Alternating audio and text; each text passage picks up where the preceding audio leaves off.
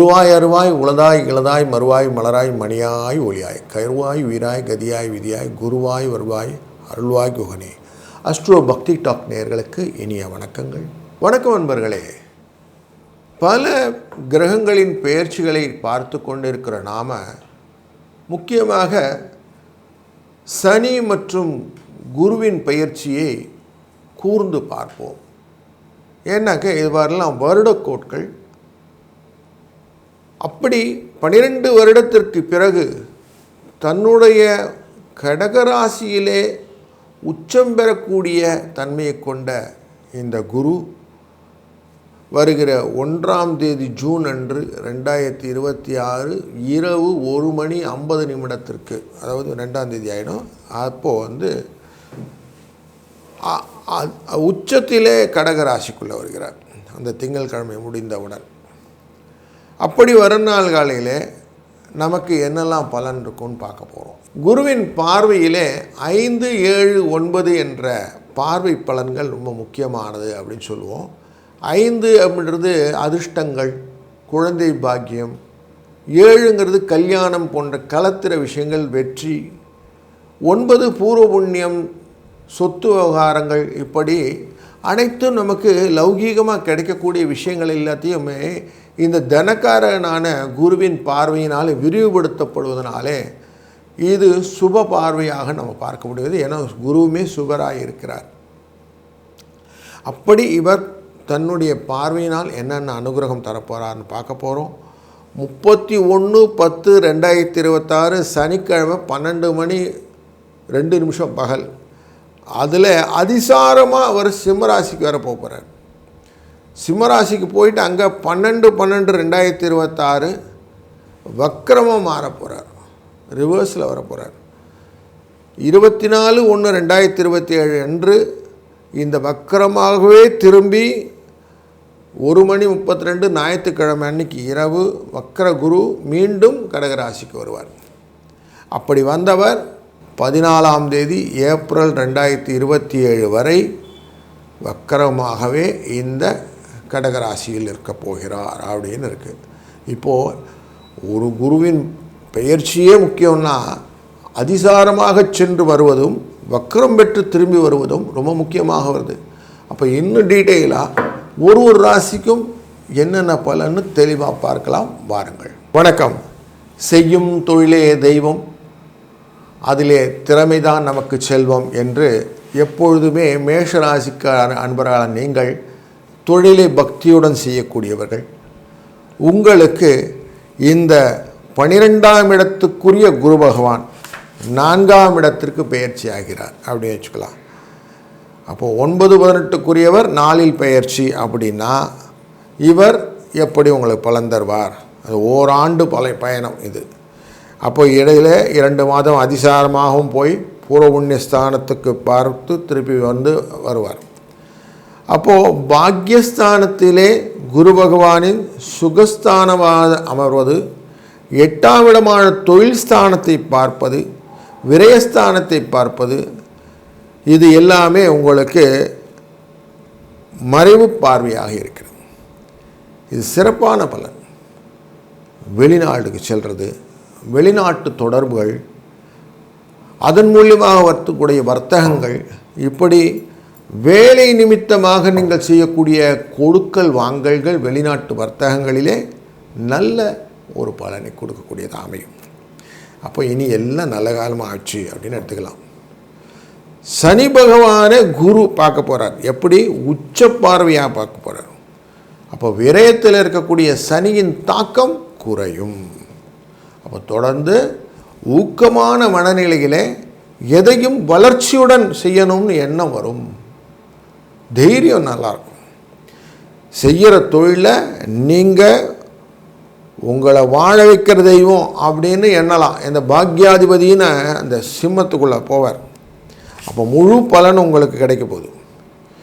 எல்லாமே சுமூகமாக நல்லபடியாக நடப்பதற்கான வாய்ப்புகள், சிக்கல் இல்லாமல் இருக்கும்.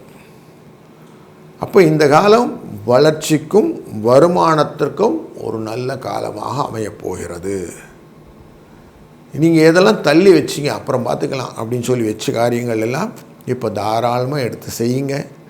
அதுக்கு துவங்கிறதுக்கான காலகட்டங்கள் இருக்கிறது. இந்த இடையில் 2 மாதம் குரு அதிசாரமாக போயிட்டு அந்த சிம்மராசியை தொட்டுட்டு வரக்கூடிய இந்த காலகட்டங்கள் ரொம்ப நல்ல பீரியடு. அப்போ உங்களுக்கு நல்ல பலனை இந்த டிசம்பர்லேருந்து எதிர்பார்க்கலாம். அக்டோபர்லேருந்து டிசம்பர் வரைக்கும் பஞ்சமஸ்தானத்துக்குள்ளே அமர்வதனால ராசியையே பார்வை பண்ணுறார். மேஷ ராசியை இந்த குரு பார்ப்பார். அதனால் மனசில் நல்ல வலிமை கிடைக்கும். எதையும் சாதிக்கணும்னு எண்ணம் வரும். ஒருத்தருக்கு தைரியம் தான் புருஷ லட்சணம்னு சொல்லுவோம். பணம் வரத்துக்கு தைரிய லக்ஷ்மி வேணும்னு சொல்லுவோம்.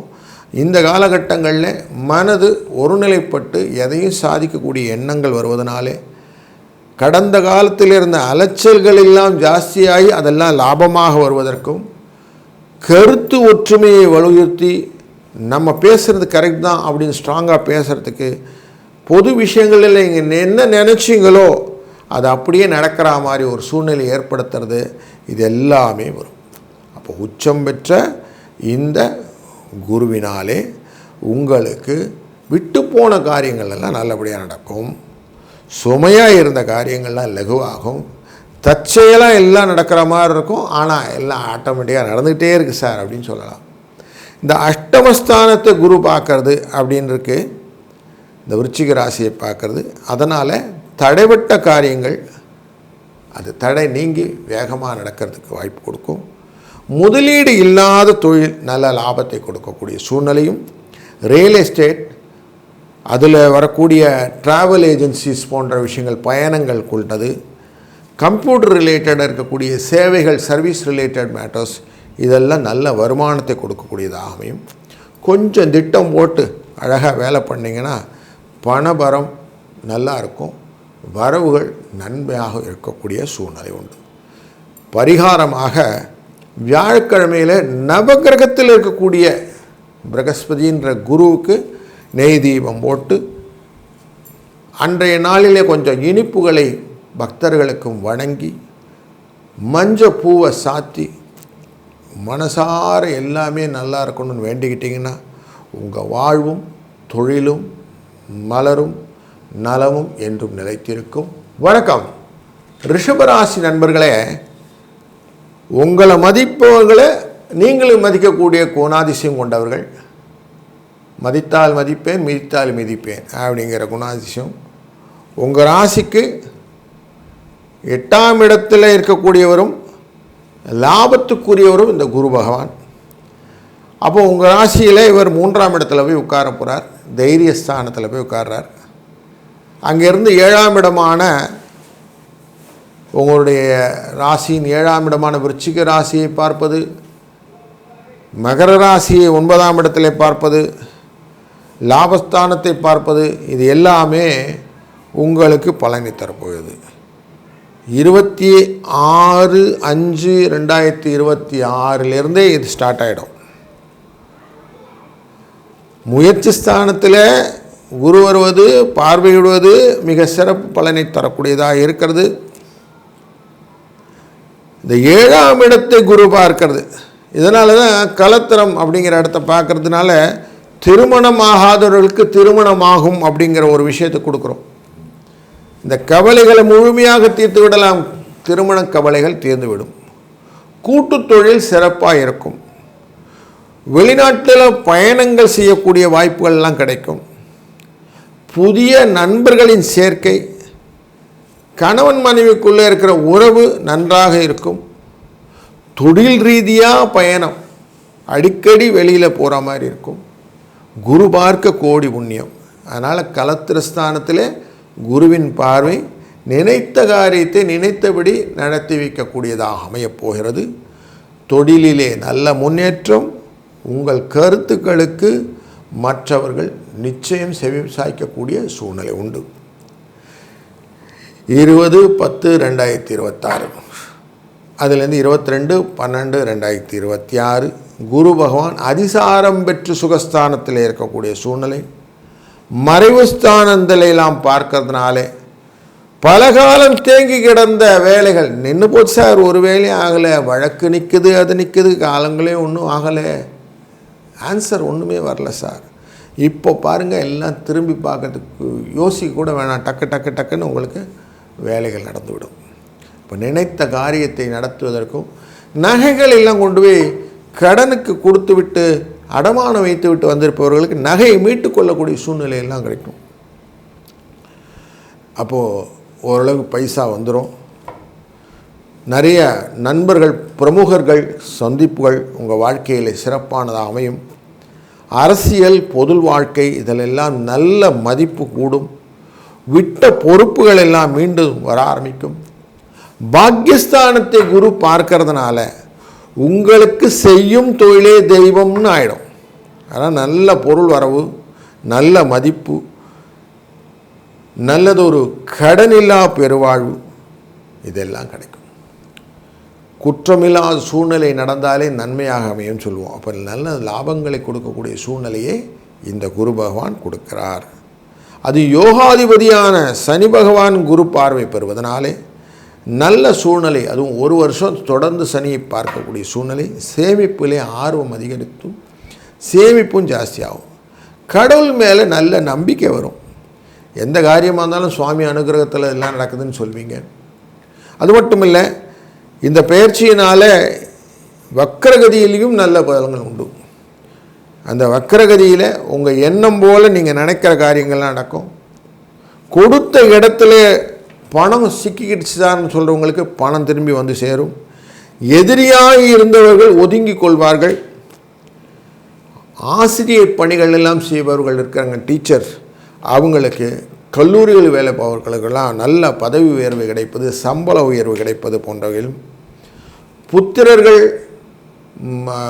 குடும்பத்தில் இருக்கக்கூடிய பெண்கள், ஆண்கள், குழந்தைகள் இவங்களுக்கு எல்லாத்துக்கும் எதனா காலேஜெலாம் சேர்க்கணுன்னா நல்ல காலேஜ், நல்ல படிப்பு, வீடு பராமரிக்கிறதுக்கான செலவுகள், உங்களின் பாதுகாப்பை நீங்கள் உறுதி செய்யக்கூடிய இன்வெஸ்ட்மெண்ட்ஸு, இதெல்லாம் பணப்புழக்கத்தினாலே நிறைய செய்யக்கூடிய சூழ்நிலை, அசையும் சொத்துக்கள் இதெல்லாம் கிடைக்கும். உங்கள் உடல்நிலையில் மட்டும் கொஞ்சம் கவனமாக சேர்த்துக்கோங்க. முக்கியமாக இந்த சுகர், அதை பற்றி கொஞ்சம் செக் பண்ணிவிட்டு பார்த்துட்டிங்கன்னா சரியாயிடும். பரிகாரமாக வியாழக்கிழமையில் நவகிரகத்தில் இருக்கக்கூடிய குருவுக்கு கொண்டக்கடலை மாலை அணிவித்து மஞ்சள் அவருக்கு தூவி நெய் தீபமிட்டு எலுமிச்சை மழை சாதம் செஞ்சு அதை பிரசாதமாக பக்தர்களுக்கு கொடுத்து வர உங்களுக்கு நன்மைகள் உண்டாகும்.